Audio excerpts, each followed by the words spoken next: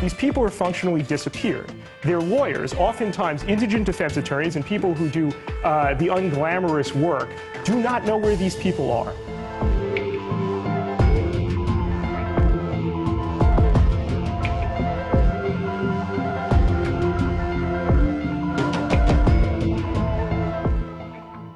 Want more? Download the AJ Plus mobile app and join the conversation. Available in your app store now.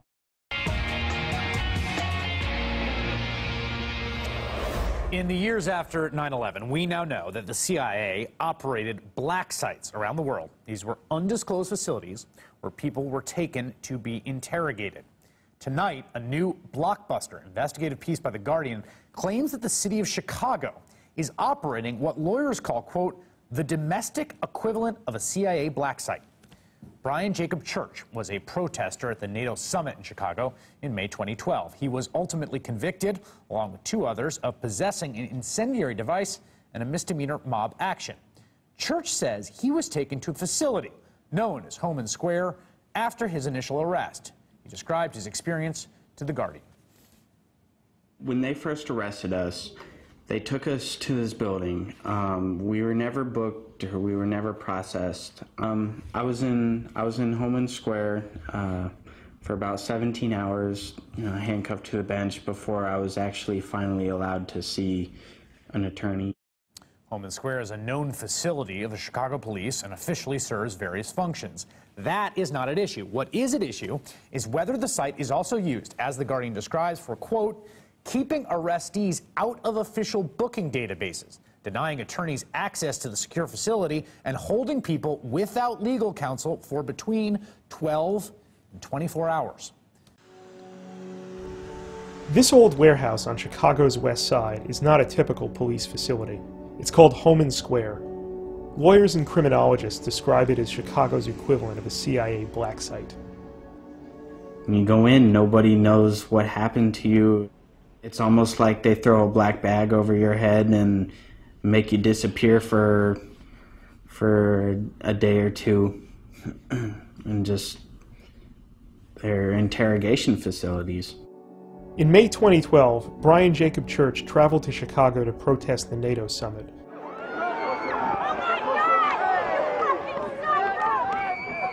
Police arrested him on suspicion of terrorism charges, but no one knew where he was taken.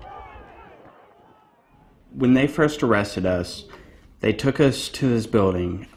We were never booked or we were never processed. I was in Homan Square for about 17 hours, handcuffed to the bench before I was actually finally allowed to see an attorney. The right to remain silent is fundamental in criminal justice. So is access to a lawyer. At Homan Square, Church says you get neither. With his lawyers unable even to find him, no one could enforce his rights. I had essentially figured, all right, well, they disappeared us, and so we're probably never going to see the light of day again. Homan Square isn't obviously a police facility, but there are cop vehicles parked outside. Anti-gang, anti-vice, and other special units operate inside, where the public is barred from seeing what goes on. So essentially, the bench was about this wide, and at the back it had a bar that came across like this. They wouldn't unhandcuff us to sleep. So when I slept with like my hand cuffed to the bar, and I was kind of slept like this. All of our ankles were handcuffed together as well. I asked them to make a phone call. I asked, to talk to my lawyers. And again, they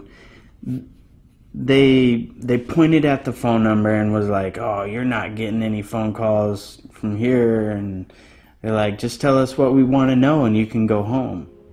Lawyers eventually found Church through a tip-off from Chicago politicos. After approximately 20 hours inside Homan Square, he was taken to an actual police precinct.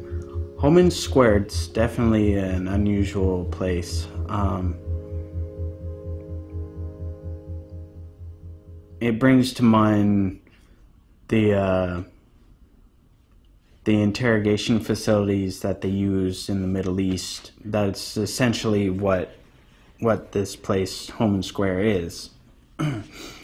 It's a domestic black site.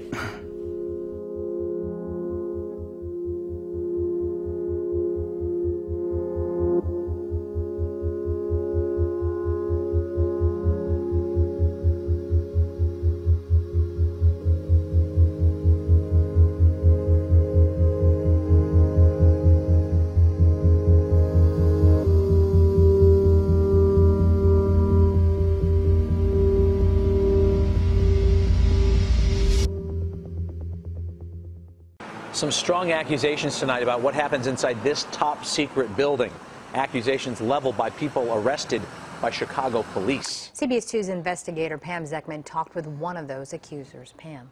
Maya and Rob, they accuse the police of not booking arrestees in a timely fashion to hide them from their lawyers. And they say they've been denied their right to talk to an attorney, even after they've asked for it. I was in a cinder block cell, handcuffed to a bench for 17 hours.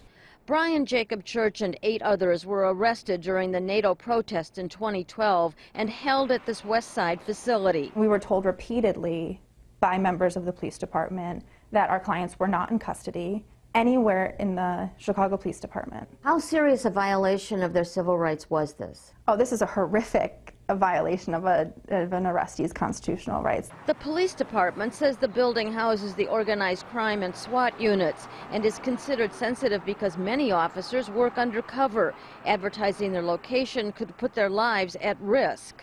In a statement, the Chicago Police Department says that it abides by all laws and regulations when it comes to interviewing witnesses or suspects here at Homan Square. It seems to me reminiscent of a black site that they would use in the Middle East to interrogate people that they feel pose terrorist threats. If people like our clients were denied access to lawyers, then what's happening to all these other people who are being arrested and held at Homan Square?